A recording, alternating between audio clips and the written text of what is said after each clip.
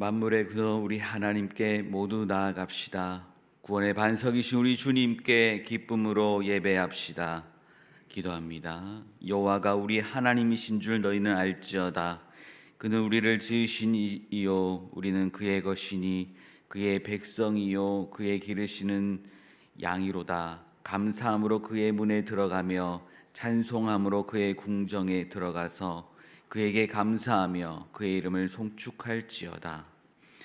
영원히 찬송과 경배를 받으실 하나님 아버지, 햇빛과 바람과 비를 주셔서 온 땅을 복되고 풍성하게 가꾸어 주시니 감사합니다.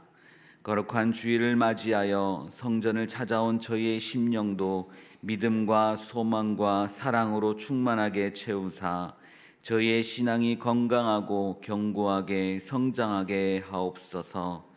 성령 하나님께서 친히 이곳에 임재하사 내 생각과 내 지식으로 드리는 예배가 아니라 영과 진리로 드리는 예배가 되게 하여 주옵소서. 삼일체 거룩하신 하나님께만 영광을 돌려오며 우리 구주 예수 그리스도의 이름으로 기원하옵나이다. 아멘.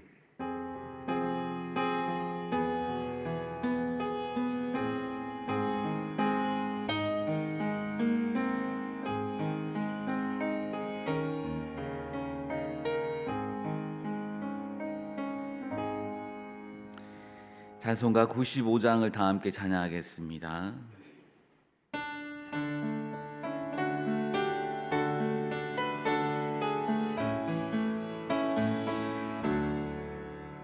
나의 기쁨 나의 소망 되시며 나의 생명이 되신 주 밤낮 불러서 찬송을 드려도 늘 아신 마음뿐일세.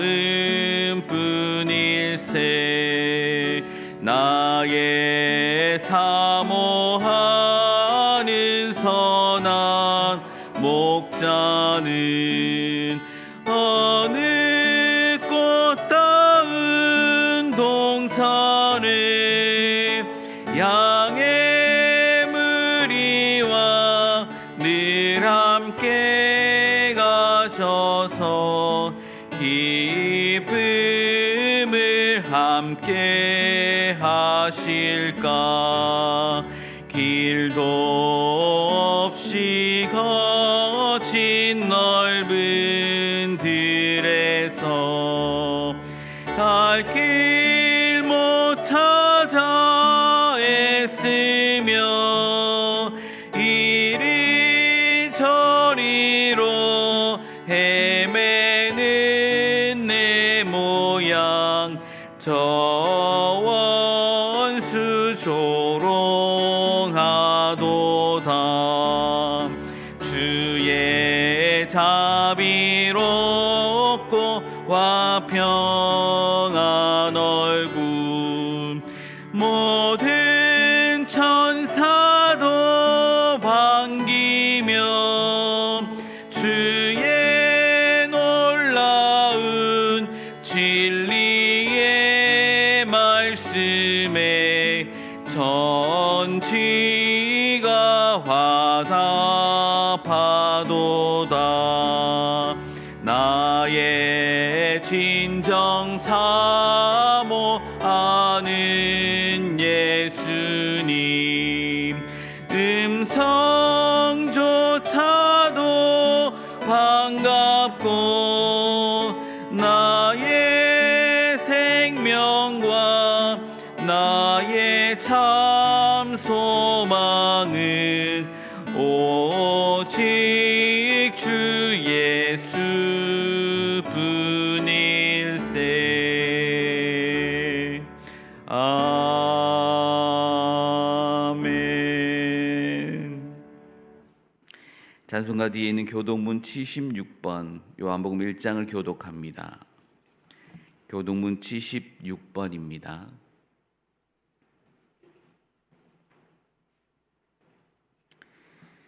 태초에 말씀이 계시니라. 이 말씀이 하나님과 함께 계셨으니 그가 태초에 하나님과 함께 계셨고 만물이 그로 말미암아 지은 바 되었으니 그 안에 생명이 있었으니 이 생명은 사람들의 빛이라. 참빛 곧 세상에 와서 각 사람에게 비추는 빛이 있었나니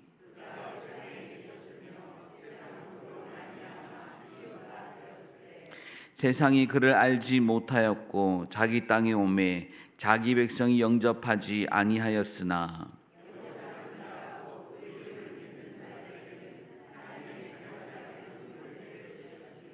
이는 혈통으로나 육정으로나 사람의 뜻으로 나지 아니하고 말씀이 육신이 되어 우리 가운데 거하심에 우리가 그의 영광을 보니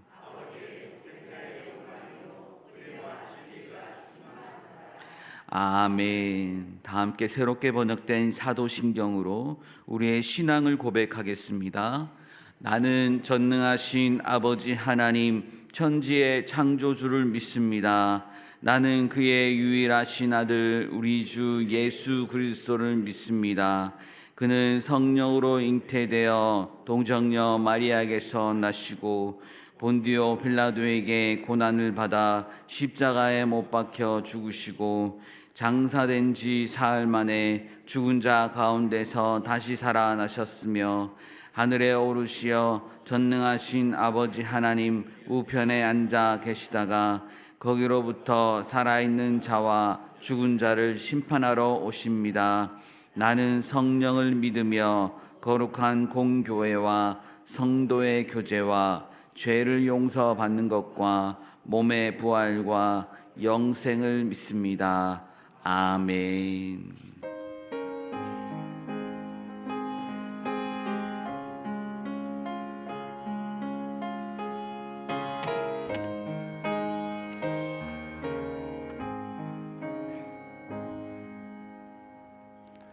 기도하시겠습니다. 사랑과 은혜가 많으신 주님, 우리를 한 주간도 지켜주시고 보호하여 주셔서 감사합니다. 이 아침 주님께 예배드릴 수 있도록 우리의 발걸음을 인도하여 주시고 말씀으로 기대하며 주님의 예배자로 세워주심을 진심으로 감사드립니다. 그러나 주님, 그리스도의 향기를 내야 하는 우리가 믿지 않는 자들보다 부끄럽게 행동하고 말할 때가 있었습니다. 주님, 부족한 우리를 용서하여 주시옵소서. 다시 주님이 주신 향기를 세상에 풍길 수 있는 예배자로 세워 주시옵소서. 100년 전에 이곳 광릉내에 믿음의 씨앗이 귀한 열매로 맺어져 우리가 대를 이어 주님을 알고 주님 앞으로 나와 예배드리고 있습니다. 이 지역을 통해 주님 우리로 하여금 영광 받아주시고 우리는 오직 주님께만 집중하며 주의 기쁨된 자녀들이 될 수 있도록 인도하여 주시옵소서. 이 어둡고 혼란한 세상 속에서도 주님께서 알려주신 바른 길로 갈 수 있도록 인도하여 주셔서 세상과 구별되는 믿음의 자녀들이 되어 이 세대의 역할을 잘 감당하고 다음 믿음의 세대를 연결하게 하는 우리가 될 수 있도록 인도하여 주시옵소서. 주님, 7월부터 교육부에서 여름 성경학교를 진행합니다. 준비하는 교육자분들과 선생님들이 주님이 주신 사명을 잘 감당하며 주님께 영광 드릴 수 있도록 인도하여 주시고 우리의 자녀들이 주님을 만나는 귀한 시간이 될 수 있도록 인도하여 주시옵소서. 모든 순간 안전하게 주님께서 인도하여 주시고 특히 차량 봉사와 음식으로 수고하시는 봉사자들에게도 기쁨의 마음과 건강한 육신으로 잘 감당할 수 있도록 은혜 내려 주시옵소서. 주님, 말씀을 전하시는 위임 목사님께 영육간의 강건함을 인도하여 주시옵고 사모님과 자녀들에게 기쁨과 은혜가 가득한 귀한 삶을 인도하여 주시옵소서. 같이 협력하시는 교육자분들에게도 같은 은혜로 함께하여 주시옵소서. 주님, 이 예배를 위해 드러나지 않게 수고하고 헌신하는 분들이 있습니다. 수고하고 헌신하는 분들에게 주님께서 은혜 내려 주시고 이 평생 주님만 믿고 나아가는 귀한 봉사자들이 되게 하여 주시옵소서. 주님, 이 예배를 통해 광내교회 성도님들의 주님의 말씀을 마음속에 깊이 새겨 한 주를 주님과 동행할 수 있도록 인도하여 주시옵소서. 혹시 마음이 아프고 질병으로 고통받는 성도님들이 계시다면 주님께서 회복시켜 주시고 주님께 의지하며 한 주도 살아갈 수 있는 힘을 허락하여 주시옵소서. 주님, 오늘 하루 또한 안내부를 통해서 특송을 올려드립니다. 주님, 함께 은혜 내려주시고 그 가정과 삶 속에 주님께서 함께하여 주시옵소서.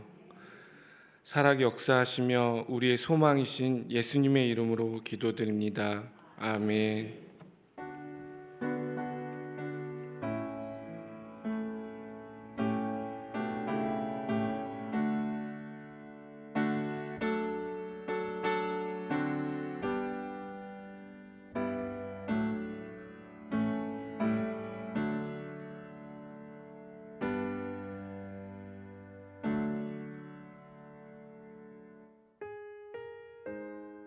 7월 둘째 주 교회 소식입니다. 오늘은 성령 강림절 후 다섯째 주일입니다. 다음 주일은 성령 강림절 후 여섯째 주일입니다. 맥주 감사 헌금 명단을 별지로 만들어서 안내석에 준비했습니다. 금요 심야 기도회 안내입니다. 18일과 25일 금요 심야 기도회는 여름 성경학교 장소 관계로 각 가정에서 개인 기도로 진행합니다. 교회 학교의 여름 성경학교 및 수련회 일정이 나왔습니다. 자세한 일정은 주보를 참고해 주시기 바랍니다. 아울러 성도님들의 적극적인 기도와 관심을 부탁드리며 여름 성경학교 및 수련회 찬조금은 교육위원회 이름으로 헌금하여 주시기 바랍니다. 어린이 종합대회 시상식이 오늘 3부 예배 시 본당에서 진행됩니다. 각 여전도회 원래회가 오늘 오후 1시 10분 각각 지정된 장소에서 있습니다. 오 남선교회 원래회는 오늘 오후 1시 30분 빌립실에서 모임을 갖습니다. 트리니티 오후 찬양팀에서 메인 반주와 일렉 기타로 섬겨주실 분을 찾습니다. 제24회 예술융합치유 희락자선음악회 소식입니다. 18일 금요일 오전 11시 희락카페에서 진행되며 성도님들의 많은 관심과 참여를 기다리고 있습니다. 주일 점심 식사 배식 및 봉사 담당 안내입니다. 오늘은 화평 2구역에서 섬겨주시며 다음 주는 동부 1-3A 구역입니다. 오늘 주방 섬김이로는 최경자, 이옥분, 장계선, 박서희, 정재현 권사님이시며 다음 주는 송혜란, 김계숙, 오성희, 김북일 권사님이 섬겨주시겠습니다. 꽃꽂이는 세목구역의 천세봉 집사님이 생일을 맞이하여 감사드리며 찬조해 주셨습니다. 이상으로 교회 소식을 마칩니다.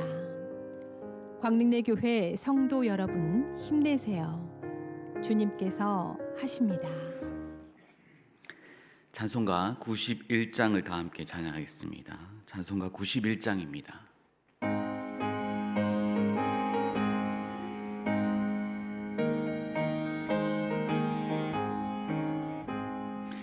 슬픈 마음 있는 사람 예수 이름 믿으며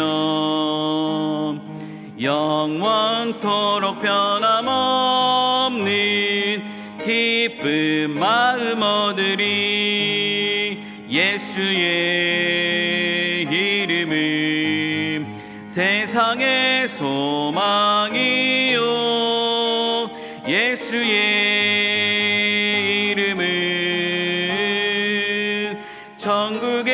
기쁨일세. 거룩하신 주의 이름 너의 방패 삼으라.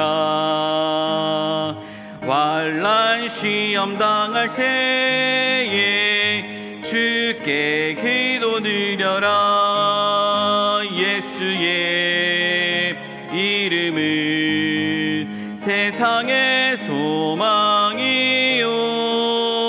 예수의 이름은 천국의 기쁨일세. 존귀하신 주의 이름 우리 기쁨 되도다. 주의 품에 안길 때에 기뻐 찬송 부르리. 예수의 이름은 세상의 소망이요. 예수의 이름은 천국의 기쁨일세. 우리 갈 길 다간 후에 보좌 앞에 나가 왕의 왕께 경배하며 멸류관을 드리리. 예수의 이름은 세상의 소망이요. 예수의 이름은 천국의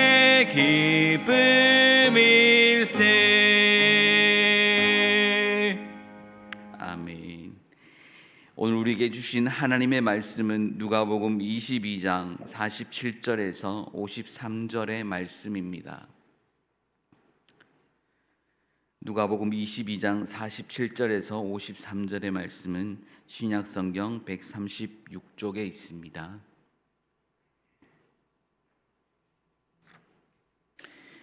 기록된 하나님의 말씀입니다. 말씀하실 때에 한 무리가 오는데 12 중에 하나인 유다라 하는 자가 그들을 앞장서 와서 예수께 입을 맞추려고 가까이 하는지라.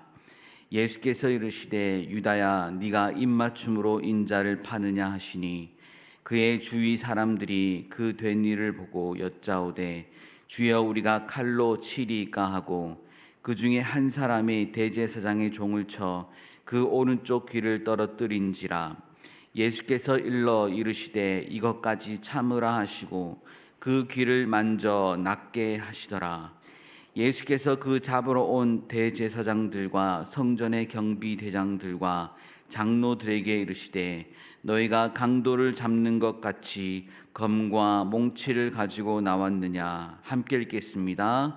내가 날마다 너희와 함께 성전에 있을 때에 내게 손을 대지 아니하였도다. 그러나 이제는 너희 떼어 어둠의 권세로다 하시더라. 아멘.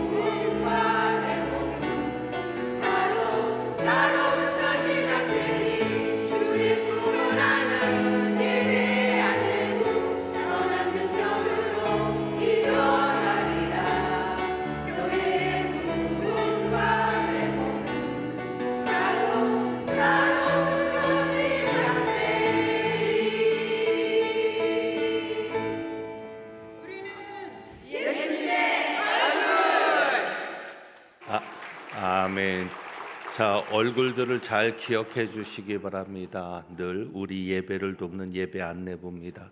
다시 한번 격려의 박수 부탁드립니다.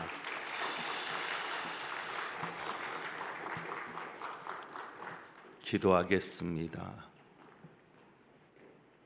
광릉내 교회 부흥과 회복이 우리 예배 안내부를 통해서 이루어질 줄 믿습니다. 저희가 함께 찬양한 그대로, 영광 돌린 그대로 주님 이루어 주옵시고 예수님의 얼굴임을 인식하오니 늘 우리들을 통해서 교회 나오는 이들이 주님을 만날 수 있도록 우리의 모습 속에 예수님의 모습이 보여지도록 역사하여 주옵소서. 이제 말씀 듣습니다. 성령님 온전히 역사하여 주옵소서. 우리 주님 예수 그리스도의 이름으로 기도합니다. 아멘. 제가 오늘 예배 안내부 찬양을 보니까 한 가지 소망이 생겼습니다. 그 소망은 여기에 우리 남자 집사님 또 장로님들도 있으면 좋겠다. 왜냐하면 교인들 중에 오시는 분들 중에 남자분들도 있잖아요. 특히 새가족 중에는 남자 성도들도 있기 때문에 우리 남자분들도 주차장에는 가장 많이 고생하고 계시지만 좀 이렇게 안에서도 안내를 하실 수 있는 그런 우리 남자 성도님들도 좀 있으면 좋겠다라는 생각이 들고, 혹시 자원하시는 마음 있으면 꼭 지원해 주시기를 부탁드립니다. 오늘 2주간의 묵상을 한번 같이 보고 말씀 듣겠습니다. 2주간의 묵상, 윌리엄 캐리의 글인데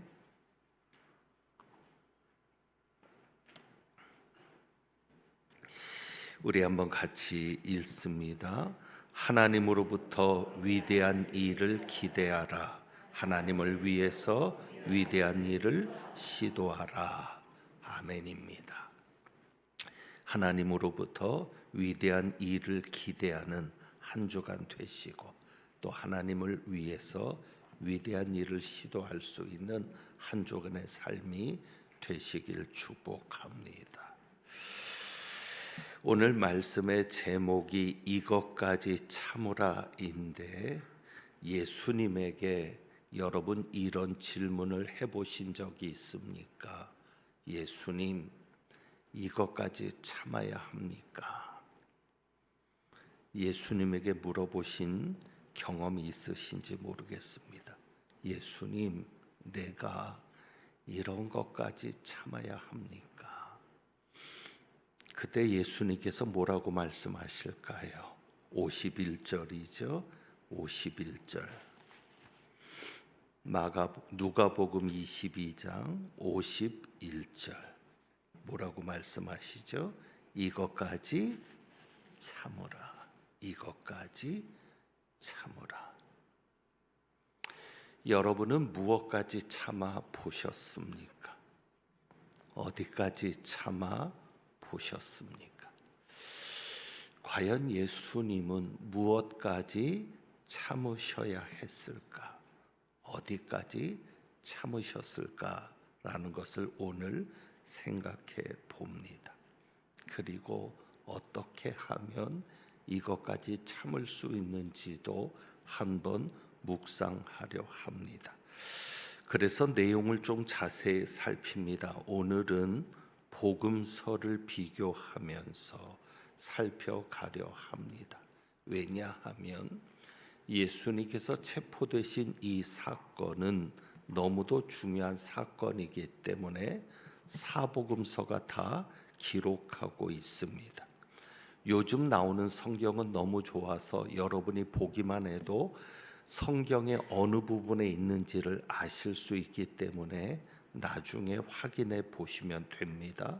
마태도 기록하고 마가도 기록하고 요한도 기록합니다. 그렇기 때문에 하나만 살펴서는 안 됩니다. 항상 성경은 한 부분만 볼 것이 아니라 앞뒤로도 봐야 되고 혹은 다른 성경 말씀과도 비교해서 볼 때 정확한 하나님의 뜻이 전달될 수 있습니다.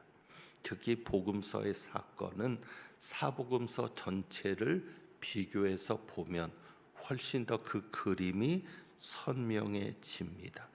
자, 46절에 보면 예수님께서 겟세마네 동산에서 기도하실 때 잠든 제자들에게 말씀하십니다. 어찌하여 자느냐? 시험에 들지 않게 일어나 기도하라. 그래서 기도하는 이유가 무엇입니까? 시험에 들지 않기 위해서 기도하는 겁니다. 여러분이 꼭 문제가 있어서만 응답받을 일이 있어서만 기도해서는 안 되고 항상 기도하며 깨어 있어야 되는 이유는 무엇이기 때문에? 시험에 들지 않기 위해서. 그래서 여러분이 이 말씀을 잘 주목해서 보시고 그 말씀과 이어져서 우리가 이 사건을 살필 수가 있는 겁니다. 자, 그래서 47절에 보면 말씀하실 때에 유다가 옵니다. 그러니까 말씀하실 때에 그 말씀은 뭐예요? 시험에 들지 않게 일어나 기도하라. 이 말씀하실 때 유다가 등장을 합니다.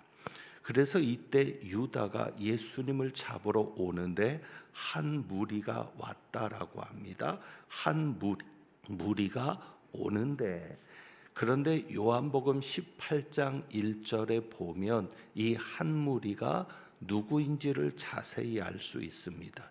요한은 이렇게 기록합니다. 유다가 그 군대와 대제사장들과 바리새인들에게서 얻은 사람들을 데리고 왔다. 그래서 다른 복음서에는 수하에 있는 사람들, 종들을 보냈는데 군대에서도 보내고 대제사장들과 바리새인들에게서 얻은 사람들, 그들이 보낸 사람들과 함께 유다가 온 겁니다.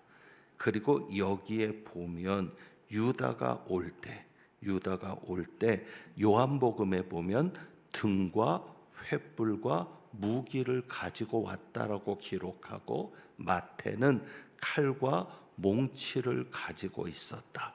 그리고 예수님도 오늘 누가복음에도 그 말씀을 하셨습니다. 52절에 너희가 강도를 잡는 것 같이 검과 몽치를 가지고 왔느냐. 그러니까 그들이 무장을 하고 왔는데 어떤 무장을 하고 왔습니까? 강도를 잡는 것 같은 무장을 하고 왔고, 요한복음은 무기라고 되어 있지만 다른 복음서들을 통해서 확인하면 그 무기는 칼과 몽치였다라는 것을 알 수 있습니다. 그리고 마태와 마가는 유다가 그들과 함께 있었다는 것만을 기록합니다. 그런데 누가복음에 보면은 그림이 그려집니다.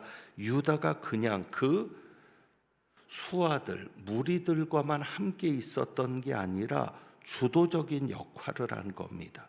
그래서 47절에 누가는 이것을 기록합니다. 유다라 하는 자가 그들을 앞장서 와서, 그러니까 유다가 병사들, 군인들 앞에서 그들을 앞장서서 이끌고 온 겁니다.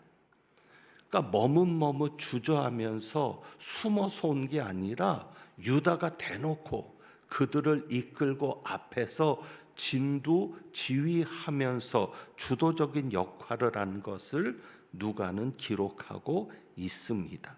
자, 그 다음에 48절에 예수께 입을 맞추려고 가까이 하는지라. 유다가 입을 맞추려고 가까이 옵니다. 예수님은 이미 알고 계십니까? 모르십니까? 알고 계십니다. 마지막 만찬을 할 때부터 자기를 팔 자가 유다임을 알고 계셨고, 자기에게 입 맞추려고 올 때 이미 유다의 의도를 알고 있습니다. 그리고 마태와 마가 복음에 따르면 이 상황을 자세히 기록합니다. 왜 유다가 입을 맞추려고 예수님에게 왔는지를 마태와 마가를 통해 알 수 있는데 이렇게 기록합니다. 어둡기 때문에 사람을 구별할 수 없으니까 그들이 정확하게 한 번에 예수님을 잡을 수 있도록 하기 위해서 마태 마가는 이렇게 기록했죠. 군호를 삼아. 무엇을 군호로 삼았어요? 입맞춤을 군호로 삼아. 그러니까 내가 입맞추는 자가 예수다.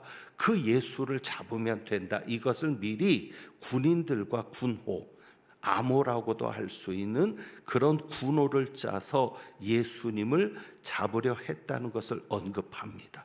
그래서 유다가 이렇게 말한 것을 기록합니다. 내가 입맞추는 자가 그이니 그를 잡아 단단히 끌어가라.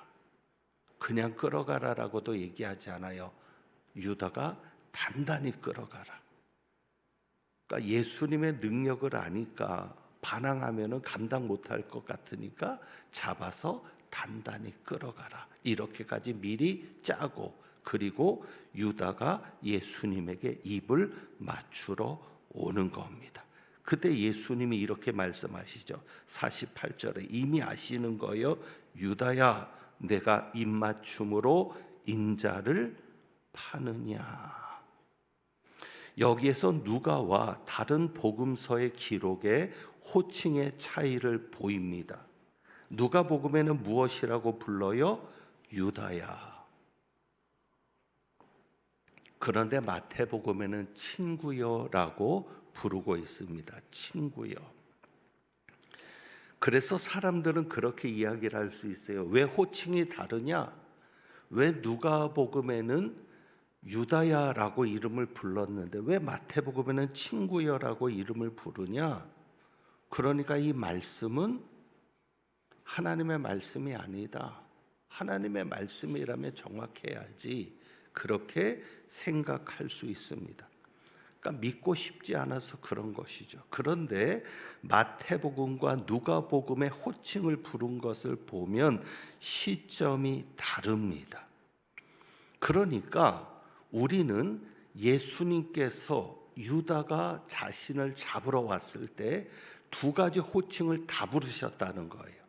유다라는 이름도 부르셨고 친구여라고도 부르셨고. 자, 호칭의 시점이 다른데 48절에 보면 예수께 입을 맞추려고 가까이 하는지라. 그럴 때 예수께서 유다야, 내가 입맞춤으로 인자를 파느냐. 그러니까 누가복음에서 유다야라고 불렀을 때는 유다가 예수님에게 가까이 왔을 때, 그때 부른 겁니다. 예수님께서 이름을 불렀을 때 부활의 현장에서도 마리아야 그랬잖아요. 예수님이 이름을 부르시는 순간 영안이 열립니다. 믿음이 생깁니다. 놀라운 역사가 일어나죠. 저도 예수님이 제 이름을 한 번만 불러주시면 좋겠어요. 예수님께서 유다야라고 부르신 뜻이 뭘까? 예수님의 그 사랑이 담긴 음성, 안타까움이 담긴 그 이름을 부르는 음성을 듣고 유다가 회개하기를 원하지 않았을까?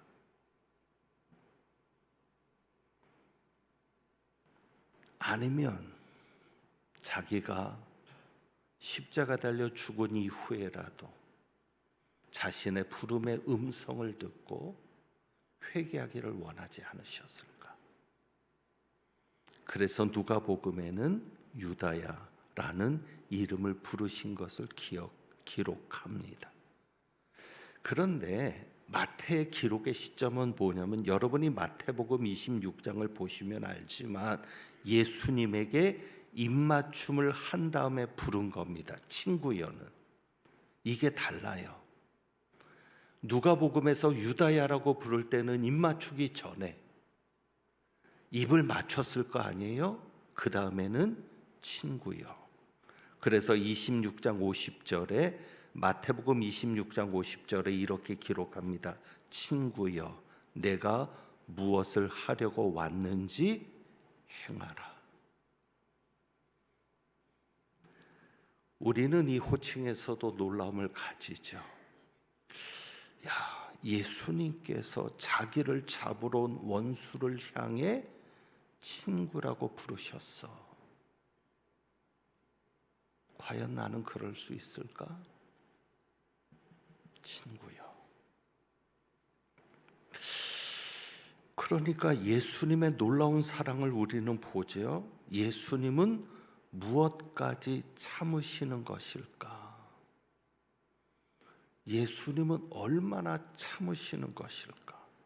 물론 친구여라는 호칭이 종에게도 쓰여졌습니다. 마태복음에서 예수님께서 비유로 말씀하실 때 나오는데 달란트 비유 있잖아요. 한 달란트를 맡긴 종, 책망을 할 때 친구여라고 합니다. 친구여. 그리고 또 한 가지는 옷을 입지 않은 사람이 있습니다. 예복을 입지 않고 잔치에 초대받아 온 사람을 향해서도 친구여. 그러니까 이 친구여라는 이 호칭이 책망을 할 때도 쓰여진 거예요. 그러니까 이 친구여라는 호칭의 의미를 그렇게 본다면 일상적으로 쓸 수 있는 거야. 그런데 예수님이 유다를 향해서 친구여라고 부를 때 또 주인들도 마찬가지입니다. 잔치를 준비한 주인이나 달란트를 맡긴 주인이나 책망받을 사람들에게 친구여라고 부를 때 그 중심의 마음속에 어떤 마음이 있었을까요? 안타까운 마음이었겠죠. 너는 나와 친구잖아. 누구보다도 너는 나를 잘 알 거 아니야. 근데 왜 한 달란트 밥 그대로 가지고 왔어? 왜 예복을 입지 않았어? 내가 예복까지 입고 오라고 줬는데. 그 마음,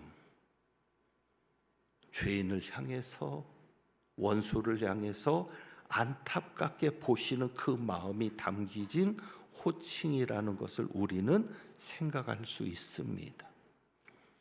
그러니까 그 호칭 속에서 우리는 이것까지도 참으시는 예수님, 원수까지도 친구로 여기시는 예수님, 어찌 보면 애정을 가지고 끝까지 포기하지 않는 그 마음이, 끝까지 그래도 예수님이 그들을 포기하지 않는 그 마음이 호칭 속에서 느껴진다고 볼 수 있습니다.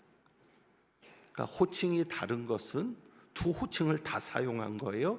입 맞추기 전에는 유다야, 회개하기를 바라고, 입을 맞춘 후에는 안타까운 마음을 담아서 친구여.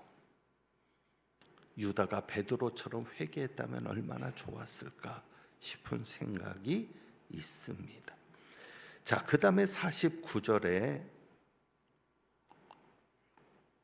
그의 주위 사람들이 그 된 일을 보고 말합니다. 주여, 우리가 칼로 치리까?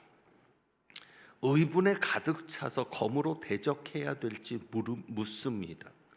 근데 이 질문은 누가만 기록하고 있습니다. 다른 복음서에는 우리가 칼로 치겠습니까? 라고 묻는 것이 기록하지 않습니다. 왜 누가만 기록하고 있느냐? 여기에서 제자들의 어리석음이 드러납니다. 제자들은 육신의 세계만이 전부인 거예요. 우리처럼 눈에 보이는 세계만이 전부인 거예요. 땅의 세계만. 영의 세계, 영적인 일은 생각지 못하고 그저 육적인 것만 생각하는 거예요. 그러니까 영적인 것을 전혀 이해하지 못하니까 이런 질문이 나오는 거예요. 우리가 칼로 치리까? 왜 그런 질문이 나왔을까? 자, 35절부터 38절까지 보면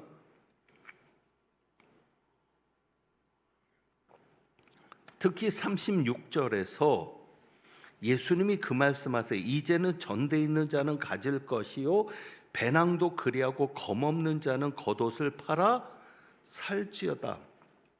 검이 없는 자는 겉옷을 팔아 살지어다. 예수님께서 칼을 사라고 말씀하셨어요. 근데 이게 진짜 칼을 사라는 말씀이 아니거든요. 제가 심야 때도 이야기했는데 예수님이 35절에 보면 내가 너희를 보낼 때 부족한 것이 있었냐? 없었다. 그러니까 예수님이 함께 계실 때는 부족한 것이 없는데 이제는 예수님이 어때야 합니까? 제자들을 떠나야 하는 때가 된 거예요. 그러니까 이제는 너희가 내가 없을 때를 준비해라. 그래서 무슨 얘기라는 게 전대 있는 자는 가져라. 왜? 이제는 내가 너에게 공급자가 되어서 함께 있지 못하니까. 그리고 배낭도 가져라. 그리고 검없는 자는 겉옷을 팔아 사라. 이것은 칼을 사라는 얘기가 아니라 이제는 내가 너를 지켜줄 수 없으니까 너희 스스로 지킬 수 있도록 준비해라. 어떤 의미인지 아시겠죠? 그래서 예수님은 그런 영적인 의미로 말씀하셨는데 제자들이 뭐라고 얘기합니까? 38절에 주여 보소서 여기 검 둘이 있나이다. 칼이 있습니다. 그러니까 예수님의 말씀을 전혀 이해를 못하는 거예요. 그러니까 예수님 뭐라 그러세요? 족하다. 제가 그래서 심야 때 그런 얘기도 했어요. 예수님이 정말 그들의 질문에 대해서 그래 칼 둘을 준비하고 있구나 잘했어라고 칭찬하는 겁니까? 아닙니다. 예수님이 제자들을 포기하는 것 같은 마음이죠. 그래서 제가 심야 때 이런 얘기도 했습니다. 잘났어 정말. 그래 너희들 잘났어. 내가 칼을 준비하라 그랬더니 칼이 있다고 얘기하냐? 참 잘났다. 자, 이 얘기가 있으니까 이 사건 이후에 예수님이 붙잡히니까 그들이 뭐라고 얘기하는 거예요? 주여 우리가 칼로 치리까? 오해하는 거죠. 왜? 아 그래 예수님이 칼 얘기를 꺼냈어. 칼을 준비하라 그랬어. 그러면 이때를 위해서 칼을 준비하라고 한 것일 거야. 이해되시죠? 어떤 상황인지. 그러니까 말하는 거예요. 예수님 우리가 이들을 칼로 칩니까? 그 얘기가 아니잖아요. 그러니까 제자들이 오해하는 거예요. 예수님이 지금을 위해 검 얘기를 꺼냈다고 생각하는 거죠. 무력으로 대항해야 될 것을 묻는 겁니다. 그럼 물었으면 예수님의 대답을 기다려야 되는데 성질 급한 한 사람이 나서는 겁니다. 그래서 대제사장의 종을 쳐서 오른쪽 귀를 떨어뜨린 겁니다. 그가 누구죠? 베드로. 마태와 마가는 귀를 자른 것만 기록합니다. 그런데 누가복음과 요한복음을 통해서는 구체적으로 어느 쪽 귀라는 거예요? 오른쪽 귀. 오른쪽 귀라는 것을 기록하고요. 요한복음은 종의 귀를 자른 사람이 베드로인 것을 기록합니다. 그러니까 베드로가 그 말을 기억했을지 몰라요. 칼이 없는 자는 자기 겉옷을 팔아 칼을 사라. 그러니까 성질 급한 베드로는 이때다 싶어서 자기가 가진 칼로 제사장의 종의 귀를 자르는데 요한복음은 그 자른 제자가 베드로라는 것을 기록하고 그리고 요한은 부유층이어서 대제사장과도 인연이 있습니다. 안면이 있습니다. 그래서 귀를 잘린 사람의 이름까지 기록합니다. 그 종의 이름은 말고입니다. 그리고 나서 51절 우리가 살피고자 하는 말씀을 하십니다. 무엇을 말씀하시죠? 이것까지 참으라. 그리고 단지 참는 것만을 말씀하지 않고 종을 고쳐주시는 치유 사건을 기록합니다. 누가만 이 치유 사건을 기록하고 있습니다. 누가는 직업이 뭐라 그랬죠? 의사이기 때문에 의사의 관점에서 예수님께서 이 종의 귀를 어떻게 치유하셨는지를 자세히 기록하는데 여러분 여기에서 우리가 말씀을 그대로 본다면 저는 항상 그대로 보려고 하니까 51절이에요. 자, 질문을 한번 해보죠. 예수님께서 종의 귀를 고칠 때 떨어진 귀를 붙여서 고쳤다. 1번. 아니면 만져니까 떨어진 귀가 정상으로 회복되었다. 2번. 질문의 의도조차도 모르시겠나요? 말씀 그대로 본다면 예수님이 떨어진 귀를 집어서 붙이신 겁니까? 아니면 그냥 귀가 떨어진 자리를 만지신 겁니까? 만지신 겁니다. 이게 더 놀라운 기적이죠. 잘라진 팔을 붙인 게 아니라, 붙이고 만지는 게 아니라 그냥 팔이 잘라졌는데 예수님이 만지기만 해도 팔이 쭉쭉 자라난다. 이것이 진짜 놀라운 기적이죠. 무에서 유를 만드시는 하나님. 그것이 정말 놀라운 기적인 겁니다. 그러니까 없는 것에서 있게 하시는 하나님. 그런데 여기에서 놀라운 것은 이 사람은 지금 제사장의 종입니다. 제사장의 종이면 성전에서 일을 해야 합니다. 성전 봉사를 해야 되는데 장애인은 성전 봉사를 할 수 없습니다. 율법에 따르면. 이 사람이 귀를 잘려서 온전하지 못한 장애인이었다면 이제 그는 성전에서 어떤 일도 할 수 없는 무용한 사람이 되는 겁니다. 그런데 예수님께서 그 귀를 고쳐 주심으로 단순히 귀만 고친 것이 아니라 이 사람의 망가질 뻔한 인생도 회복시켜 주시는 겁니다. 여러분이 그것도 보셔야 합니다. 자, 이제 말씀의 제목으로 돌아갑니다. 이것까지 참으라. 예수님은 무엇까지 참으셔야 했을까? 우선 예수님은 거짓된 입맞춤을 참으십니다. 우리가 살다 보면 거짓된 입맞춤을 마주할 때가 많습니다. 입맞춤이라는 것은 애정이 있는 사람 간에 나누는 긴밀한 애정의 표현입니다.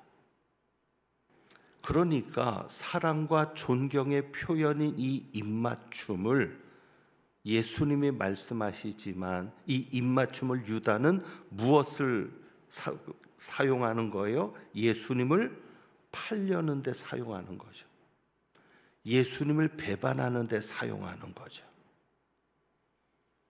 그리고 저는 그것을 생각해 봅니다. 예수님에게 입을 맞추려고 가까이 오는 유다의 얼굴은 어땠을까? 가식적인 얼굴 아니었겠습니까? 내가 평소처럼 예수님을 사랑한다고, 내가 평소처럼 예수님을 존경한다라고 겉으로 가식적으로 보여지는 모습, 거짓된 웃음으로 예수님에게 다가오지 않았겠습니까? 예수님을 팔려고 오면서 존경하는 모습으로 다가오는 그 거짓된 모습을 보면서 예수님은 참으셔야 했습니다. 시험에 들지 않게 깨어 기도하라라고 제자들에게 말씀하실 때 사실 유다는 그 자리에 있어야 돼요, 없어야 돼요? 있어야 되죠. 제자들 중에 있었다면 유다도 그 중에 있어야 되는데 유다는 그 자리에는 없고 기도해야 될 자리에는 없고 예수님을 팔아야 되는 자리에 있으니 이것도 예수님에게는 얼마나 힘든 일이었을까. 여러분에게 가식적으로 다가오는 사람들이 있죠. 억지로 거짓으로 웃고 거짓으로 존경을 표하고 예수님은 그것도 참으셨죠. 그리고 53절에 보면 예수님이 말씀하시죠. 내가 날마다 너희와 함께 성전에 있을 때는 내게 손을 대지 아니하였도다. 그러나 이제는 너희 때요 어둠의 권세로다. 이제는 너희 때요 어둠의 권세로다. 예수님을 잡으려고 하는 자들은 지금 어둠의 권세 아래 붙잡혀 있는 사람들입니다. 예수님은 무엇까지 참으셨을까요? 사탄의 도구가 된 사람들까지 참으신 겁니다. 그리고 어찌 보면 사탄의 역사임을 알면서도 참으신 겁니다. 유다를 비롯해서 자기를 잡으려 오는 자들이 사탄의 도구가 된 사람들이고, 우리가 쉽게 말하면 마귀의 자식들이고, 마귀의 자식들에게까지 당하는 것도 참으시고, 자기가 잡히는 이 역사도 사탄의 역사임을 알면서도 참으시는 예수님. 그러면 우리는 무엇까지 참아야 되겠는가? 자, 이제 생각합니다. 어떻게 참을 수 있을까? 그래서 53절에 예수님의 말씀을 기억합니다. 이제는 너희 때요 어둠의 권세로다. 이제는 예수님께서 무엇을 인정하십니까? 때가 되었음을 인정하시는 겁니다. 마태복음에 보면 베드로에게 그런 말씀을 하신 게 있어요. 내가 만일 그렇게 하면 이런 일이 있으리란 성경이 어떻게 이루어지겠느냐? 예수님은 하늘에 12영도 더 되는 천사를 부르실 수 있다라고 얘기하셨어요. 그런데 내가 그렇게 하면 지금 내가 잡혀가야 되는데, 지금 내가 끌려가야 되는데, 그래서 내가 죽어야 되는데, 그렇게 하면, 그것을 내가 피하면, 막으면 내게 이렇게 되리라고 하나님의 말씀이 이루어지리라고 한 그 성경이 어떻게 이루어지겠느냐? 그러니까 예수님께서 참으신 이유는 뭐예요? 하나님의 말씀을 이루기 위해서. 여기에서 우리가 참을 수 있는 비결을 찾는 거죠. 요한복음에는 이렇게 말합니다. 아버지께서 내게 주신 잔을 내가 마시지 않겠느냐? 아버지께서 주신 잔을 내가 마시지 않겠느냐? 그러니까 지금 내가 당하는 일은 뭐예요? 아버지께서 주신 일이라는 거죠. 허락하신 일이라는 거죠. 그래서 참는 겁니다. 그렇다면 우리도 여기에서 참을 수 있는 비결을 좀 찾아봐야 되지 않을까? 어떻게 이것까지 참을 수 있겠습니까? 하나님의 뜻이 이루어질 거야. 하나님의 말씀이 이루어질 거야. 하나님이 내게 이 일을 겪으라고 허락하셨는데 그것이 사탄의 역사일지언정, 사탄의 권세 아래 벌어진 일일지언정 하나님이 허락하신 일인데, 하나님이 내게 주신 잔인데 하나님의 뜻이 이루어질 거야. 그리고 사실 이것까지 참으라고 할 때 단순히 참는 의미가 아닙니다. 정확한 얘기는 일이 더 진행될 수 있도록 막지 말아라, 그 얘기입니다. 이것까지 참으라는 것은 그냥 감정을 참으라는 얘기가 아니라 하나님이 지금 자기 뜻대로 움직여 가고 있으니까 이것까지 참으라는 얘기는 하나님의 일을 막지 마라, 하나님이 하시는 일을 방해하지 마라, 그 말씀인 거거든요. 그러니까 저와 여러분이 어떤 어려움이 있거나 어떤 일이 생길 때 그 일을 통해서 하나님의 뜻이 이루어지기를 소망해 갈 수 있기를 원합니다. 그래서 여러분이 그 하나님을 바라보면서 참는 겁니다. 하나님의 뜻을 이루어 가실, 어떤 문제든 어떤 어려움이든 그 과정을 통해서 하나님의 역사가 이루어질 것을 믿으면서 여러분이 그렇게 참고 견디시고요. 자, 이제 마지막으로 아까 그 말씀 드렸죠. 누가복음 이르시되 어찌하여 자느냐, 시험에 들지 않게 일어나 기도하라. 시험에 들지 않게 일어나 기도하라. 시험이 뭘까요? 하나님의 역사를 방해하는 게 시험이죠. 이것까지 참으라. 그 말씀과 연결해서 우리가 이 구절을 본다면, 그래서 왜 우리가 기도해야 합니까? 기도해야 하나님의 걸림돌이 되지 않습니다. 우리가 기도해야 하나님의 어떤 계획과 목적을 가지고 우리를 이끌어가고 있는데, 우리가 기도하지 않으면 시험이 올 때, 어려움이 올 때 걸림돌이 되는 거예요. 예수님은 지금 걸림돌이 되지 않으려고 하시는 거죠. 그래서 제자들을 막으시는 겁니다. 하나님의 역사를 방해하지 마. 내가 붙잡혀 가야 돼. 내가 죽어야 돼. 그래서 여러분들의 시험이 뭐냐? 우리가 시험에 들면 나를 통해서 이루어질 하나님의 역사가 막힌다, 걸림이 된다라는 걸 생각하시고, 우리가 기도하는 목적이 시험에 들지 않는 것이라고 한다면 하나님의 역사의 걸림돌이 아닌 하나님의 역사의 디딤돌이 될 수 있기를 주님의 이름으로 부탁합니다. 그래서 우리가 오늘 주보에 있는 찬양을 드려보는데, 예수님께서 십자가에 달리신 장면 혹은 오늘 겟세마네 동산에서 붙잡히신 것만 생각하면 답답하죠. 끝이라고 생각이 되죠. 지금 여러분이 겪고 있는 상황이 그럴 수도 있고, 우리 교회가 처한 상황, 한국 교회가 처한 상황이 그럴 수도 있습니다. 그런데 이게 끝이 아니잖아요. 예수님이 겟세마네 동산에서 체포되신 게, 강도처럼 잡히신 게 끝은 아니잖아요. 우리는 부활을 알고 있지만 마찬가지로 우리 삶에 교회를 보시면서 이 나라 이 민족을 보시면서 끝이 아니라는 것, 그래서 우리가 보게 될 것이라는 거죠. 무엇을 보게 될 것인가? 소망의 길을 만드는데 그 가사 내용들을 여러분들이 생각하시면서 우리 한번 이러한 소망대로 이루어지기를 기원하면서 찬양하겠습니다.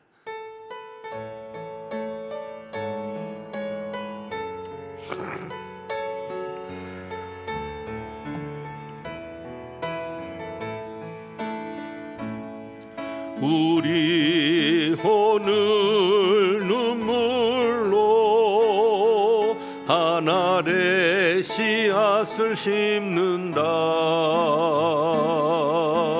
꿈꿀 수 없어 무너진 가슴에 저들의 푸른 꿈 다시 돋아나도록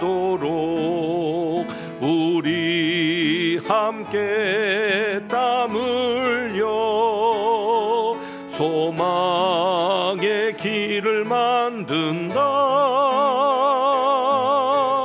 내일로 가는 길을 찾지 못했던 저들 노래하며 달려갈 그 길, 그날에 우리 보리라.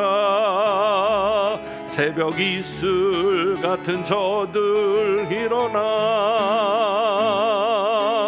뜨거운 가슴 사랑의 손으로 이 땅 치유하며 행진할 때 오래 황폐하였던 이 땅 어디서나 순결한 꽃들 피어나고 푸른 의의 나무가 가득한 세상 우리 함께 보리. 다시 한번 찬양합니다. 우리 오늘 눈물로 하늘의 씨앗을 심는다.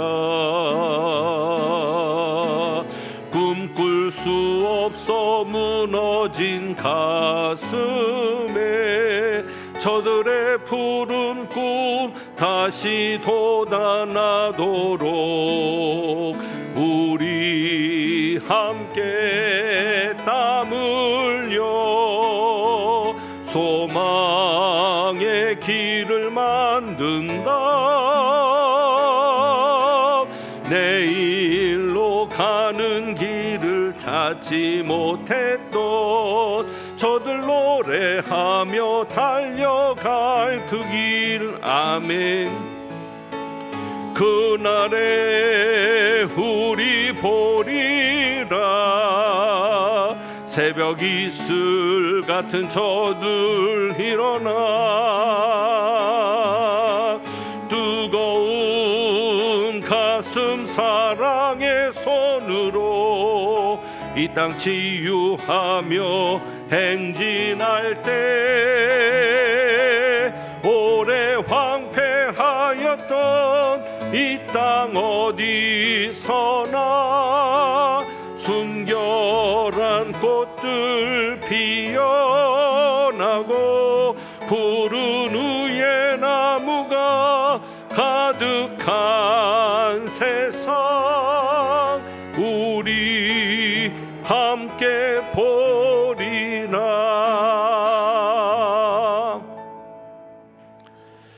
기도합니다. 하나님 아버지, 예수님께서 붙잡히실 때 그것이 하나님의 계획 속에 있었던 것임을 모르고 제자들은 어떻게든지 그 일을 막으려 했습니다. 그러나 주님께서 이것까지 참으라 말씀하시는데 예수님이 잡히시는 것과 같은 그런 절망적인 상황, 모든 것이 끝난 것 같은 상황이 우리 앞에 있습니다. 무엇도 기대할 수 없고 바랄 수도 없는 그런 어려움이지만 그래도 이 과정이 우리가 부활을 위해서 겪어야 할 과정이라면 견딜 수 있도록 주여 도와 주시옵소서.